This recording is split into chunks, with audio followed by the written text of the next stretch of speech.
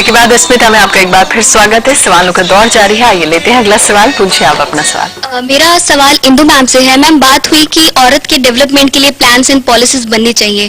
क्या आपको लगता है कि नए नए कानून बना देने से और संवैधानिक अधिकारों की घोषणा कर देने से औरत की हालत में क्या बदलाव तस्वुर किया जा सकता है? दोनों ही बातें हैं। बिना कानून के बदलाव के भी बदलाव नहीं आता, लेकिन सिर्फ कानून बदलने से बदलाव नहीं आता। हम लोग जानते हैं, जैसे अभी भी चर्चा में बात आई कि लोगों के विचार होते हैं, कुछ सामाजिक पिछड़ापन होता है, लेकिन यहाँ हम एक अजीब किस्सा देख रहे हैं, जो जिसकी तरफ कमला ने सबसे पहले इशारा किया, कि जैसे जैसे हम आगे बढ़ रहे हैं, खासतौर से आर्थिक स्तर पर और अंतर्राष्ट्रीय पैमाने पर हिंदुस्तान की छवि बहुत सुधर रही है, उतना ही सामाजिक स्तर पर और औरतों के मामले में, उनके अधिकारों के मामले में एक बिल्कुल ही दूसरा नजारा देखने को मिलता है। तो ये जो दोहरा मापदंड आ रहा है, इकोनॉमिक ग्रोथ और बैकवर्ड थिंकिंग, उसमें ये सिर्फ नहीं बात है, लोग ये सोचते हैं कि ये कोई पुरानी चीज चली आ रही है, ये इसको हम धीरे धीरे बदल सकते हैं, लेकिन ये ऐसा नहीं हो रहा है। जो भ्रूण हत्या की भी बात आ रही है, उसमें केवल औरत ही औरत के दुश्मन नहीं है, जैसा कि समाज दिखाने, वहां पर एक डॉक्टर है, वहां मुनाफा है, वहां बहुत पैसा है, और पूरा जो इंडस्ट्री, मेडिकल इंडस्ट्री के अंदर जिस रफ्तार से ऐसी मशीनों की खरीद फरोख्त बढ़ी है, जिनके जरिए ये हो रहा है, ये आज बिल्कुल मॉडर्न टेक्नोलॉजी, मॉडर्न साइंस के जरिए हो रहा है। और अब तो नौबत वहां आ गई है कि सिर्फ भ्रूण हत्या नहीं करनी, आपको भ्रूण सिलेक्शन कर लेना है, प्री सिलेक्शन कर लेना है। So this is modern thinking मतलब backward thinking in modern times. तो इस चीज को थोड़ा ध्यान में रखना है। इसको जब तक हम अपने व्यक्तिगत स्तर पर और सामाजिक स्तर पर, दोनों स्तर पर चुनौती नहीं देंगे, वो मामला सुधरने वाला नहीं। मेरा सवाल कमला मैम से है। हम लोग हमेशा पितृसत्ता को जिम्मेवार देते रहे हैं कि महिलाएं आगे नहीं बढ़ रही है, इसके पीछे कहीं ना कहीं पितृसत्ता जिम्मेवार है। लेकिन मैम, जहाँ तक देखने में आता है, महिलाओं को आगे बढ़ने से महिलाएं ही अधिकतर रुकती है। जैसे मैम हम लोग बात करें भ्रूण हत्या पे, यहाँ पे कहीं ना कहीं हमारी जो परंपरा है, जो हमारी सभ्यता है, उसमें सास और बहू दो चीज होती है। कहीं ना कहीं सास उकसाती है बहू को, और जहाँ अबॉर्शन कराने जाती है या जो भी मेडिकल ट्रीटमेंट होता है, वहां भी कहीं ना कहीं लेडी डॉक्टर बैठी होती है। फिर तीन महिलाएं मिलकर एक आने वाली महिला को रोक देती है।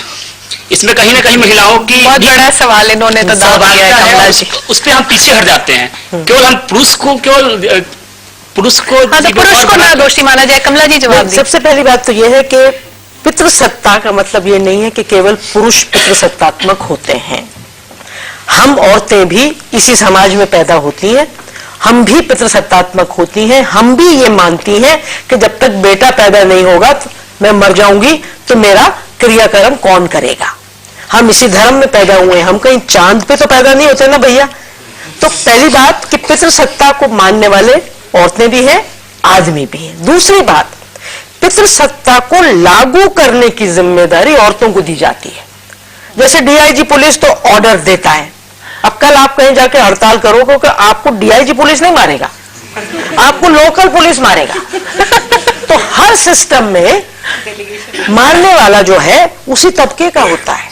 अंग्रेज जब हुक्म देता था कि जाकर इंडियंस पर गोली चलाओ, गोली चलाने वाला इंडियन होता था, वो अपने इंडियंस पर गोली चलाता था।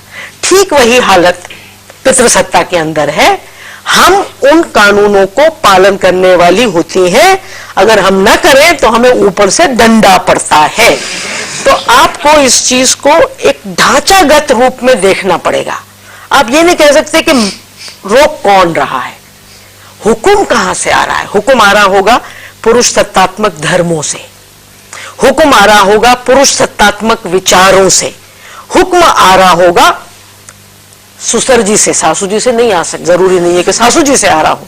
तो थोड़ा सा इसको ढांचागत रूप में देखने की कोशिश करो। पूछिए, आप अपना सवाल पूछिए। जी, मेरा सवाल है फरहत जी से कि अगर हम हड़प्पा कल्चर में जाए तो वहाँ नारी सत्तात्मक समाज था हमारा, तो और आज का समाज देखे तो पितृ सत्तात्मक है। तो कहीं ना कहीं ऐसा नहीं लगता है कि क्या पुरुष जो है वो पुरुषत्व का गलत अर्थ निकाल लिया है, और क्या महिला के अंदर अगर पुरुषत्व की भावना जग जाए तो क्या ये दोनों समानता नहीं हो सकती है नारी और पुरुष में?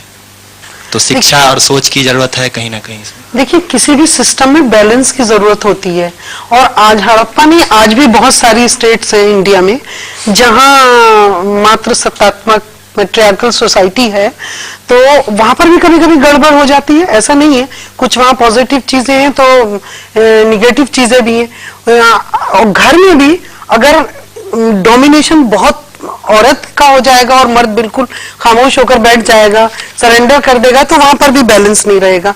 और भारतीय मिथ में तो है ना अर्धनारीश्वर, और वैसे भी मिसाल देते हैं, मुहावरा है कि गाड़ी के दोनों पहिए हैं, तो बैलेंस बहुत जरूरी है। तो जब डिसबैलेंस हो गया पितृ सत्तात्मक समाज में कि औरत को कोई हक ही नहीं, सिर्फ उसकी ड्यूटीज उसको बताई जाती हैं, और उसको उसके राइट्स तो समझाए नहीं जाते जो उसको मिले, और जो राइट्स हैं वो भी उसको दिए नहीं जाते यूज करने के लिए। कौन सा राइट दिया अपने राइट्स के लिए लड़कियों को? आपको खुद अंदाजा होगा कि हमें बाहर समाज में बाद में लड़ाई लड़नी पड़ती है, लड़कियों को सबसे पहले घर में अपने माँ बाप से लड़ाई लड़नी पड़ती है। चाहे खाना हो, चाहे कपड़ों का सिलेक्शन हो, पहले बेटे के लिए होता है, चाहे एडमिशन हो, प्रियोरिटीज है। तो बैलेंस रहना, और जिन घरों में बैलेंस है वहाँ बहुत अच्छे रिजल्ट्स आ रहे हैं। कुछ कहना चाह रही हैं आप? एक चीज है, आप जो कह रहे हैं ना, मैट्रिलिनी और मैट्रियार्की में फर्क होता है। हिंदुस्तान में मैट्रिलिनी बहुत से कबीलों में भी रहे, बहुत से इलाकों में जैसे दक्षिण में नायर कम्युनिटी वगैरह में रही मैट्रिलिनी। लेकिन मैट्रिलिनी होता है जहाँ माँ के से वंश चलता है। मेट्रियार्की जिसको आप मात्र सत्तात्मक कह रहे हैं, ऐसा हमारे पास बहुत ज्यादा उदाहरण नहीं है। हड़प्पा में भी ये माना जाता है कि मदर गॉडेस के फिगरिन्स थे और पूजा होती थी। तो सभी प्राचीन काल के समाज में अक्सर मदर गॉडेस या मातृ देवी की कोई पूजा का हमारे पास सबूत है। लेकिन कि जहां तक हमें पता है मातृसत्ता कहीं भी इतिहास में नहीं रही। और एक चीज मैं और कहना चाहती हूँ कि मेरी नजर में पितृसत्ता का उल्टा मातृसत्ता नहीं है, जैसे निमोनिया का उल्टा मलेरिया नहीं है। पितृसत्ता का उल्टा है बराबरी। और पितृसत्ता आने से पहले मातृसत्ता नहीं थी, बराबरी थी। तो हम लोग जो नारीवादी हैं, हम ये मानते हैं कि जो लड़ाई है ये पुरुष सत्ता और मातृसत्ता में नहीं है, ये लड़ाई उन लोगों में है। कुछ लोग चाहते हैं कि पितृसत्ता बनी रहे, दूसरे चाहते हैं बराबरी हो। लड़ाई दो विचारधाराओं में है, लड़ाई दो तरह के स्ट्रक्चर्स में है। और मैं ये मानती हूं कि अगर आप करप्ट हैं तो आपने चाहे साड़ी पहनी हो चाहे पतलून पहनी हो, करप्शन है। अगर आप पावर का मिसयूज करते हैं तो चाहे साड़ी पहन के मिसयूज कर लो, चाहे पतलून पहन के मिसयूज कर लो, वो मिसयूज है। एक आखिरी सवाल है मैम, मेरा क्वेश्चन नीलम जी से है। मैम, हम लोग कहते हैं कि हमारी सोसाइटी मेल डोमिनेंट सोसाइटी है, बट हमें नहीं लगता कि हमारा जो इंडियन कल्चर है, हमारी जो ट्रेडिशंस है, ये कुछ हद तक जिम्मेदार है कि वुमेन कहीं कहीं पीछे हो जाती है सिर्फ ट्रेडिशंस की वजह से। देखिए, इसका जवाब जो है वो कमला जी ने जो कहा उस चीज को, कि वो एक तरह से एक डेलीगेटेड अथॉरिटी है। फॉर इंस्टेंस कि वो जो औरत अगर कर भी रही है, जो पितृसत्ता जो चल भी रही है, उसके लिए भी कहीं ना कहीं उसके ऊपर अगर वो नहीं उसको चलाती है तो भी उसके सर के ऊपर डंडा होता है।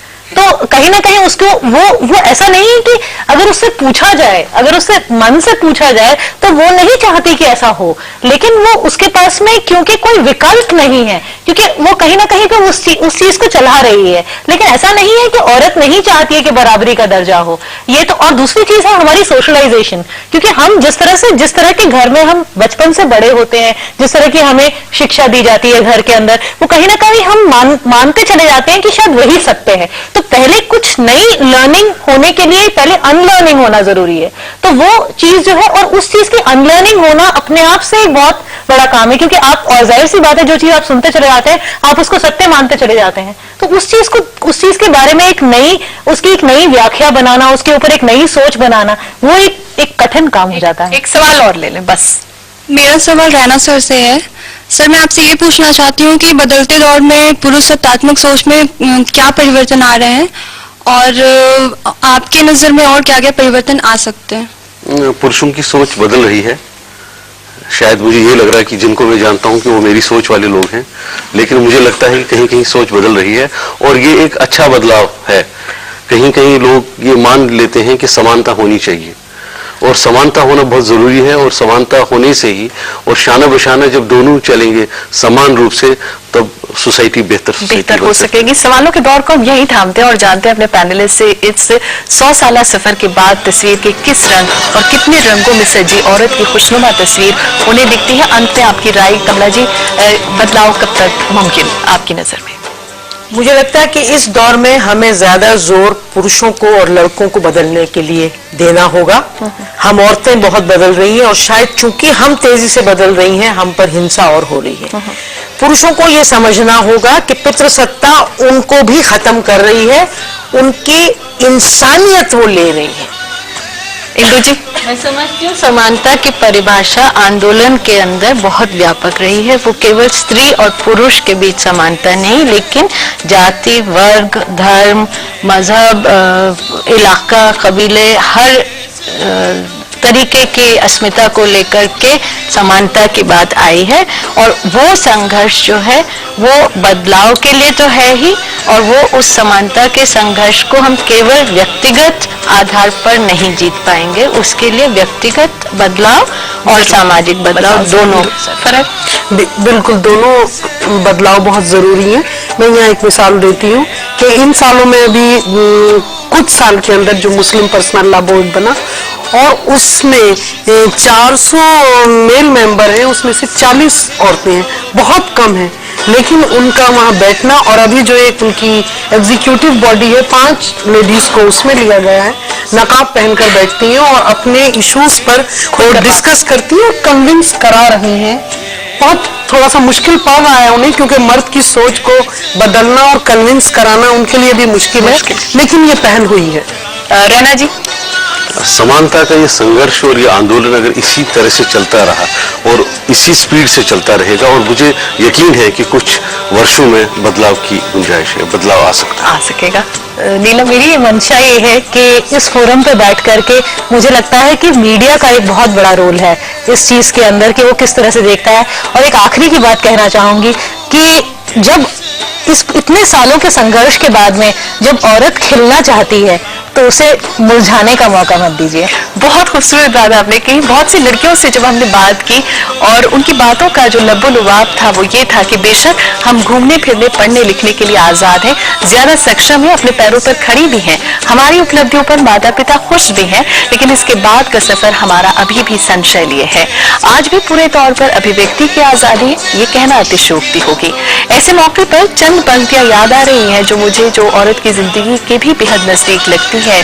वो ये कि बोल की लब आजाद है तेरे, बोल ज़बां अब तक तेरी है, खुलने लगे कुफलों के दहाने, फैला हर एक जंजीर का दामन। अंत में सिर्फ इतना कि उन्हें चहकने का, खिलखिलाने का मौका जरूर दीजिए। माना कि परंपरा से थोड़ा ज्यादा की मांग है, लेकिन ये उसके अपने अस्तित्व की जान है। मैं अपने सभी पैनलिस्ट का बहुत बहुत शुक्रिया अदा करती हूँ कि वो यहाँ आए और इस चर्चा का हिस्सा बने। आपका बेहद शुक्रिया। ऑडियंस का भी शुक्रिया कि आपने बहुत अच्छे सवालों का दौर जारी रखा। आप भी आ सकते हैं अस्मिता में, कीजिए हमें ईमेल। हमारा ईमेल आईडी है asmita.lstv@gmail.com। और किन विषयों पर आप अस्मिता में देखना चाहते हैं हमें जरूर लिखिए इस ईमेल आईडी पर। मैं अस्मिता की पूरी टीम के साथ आपसे लेती हूँ इजाजत। फिर मिलेंगे एक और नए विषय के साथ, तब तक के लिए नमस्कार।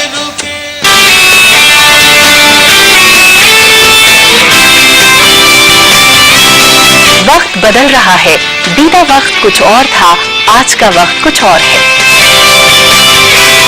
हम लोगों ने पैराट्रूपिंग की है, माउंटेनियरिंग की है, हम लोग शूटिंग करते हैं,